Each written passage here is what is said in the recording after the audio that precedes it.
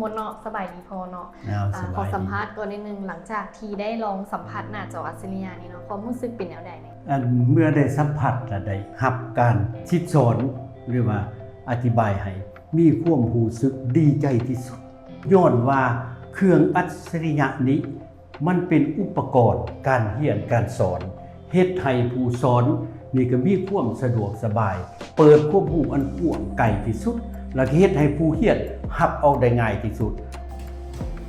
ได้สี่แต่มันสูงอยู่ในหน่วยเดียวกัน สัมผัสได้ตัวตอบได้ไวที่สุดเนาะคือวางเนาะเอามาแต้มอย่างที่เราสามารถเปลี่ยนสีไปได้เนาะ อันนี้ตามความรู้สึกแล้วผ่านการได้นำใส่นี้และเห็นว่ามีประสิทธิภาพดีที่สุดลูกสาวนี้ที่ว่าหักปิดสอบศูนย์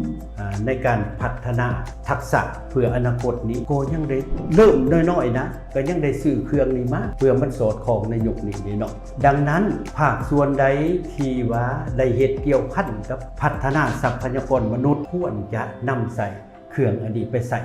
มันจึงจะสอดคล้องกับในยุคที่ว่าก้าวหน้าและทันสมัยนี้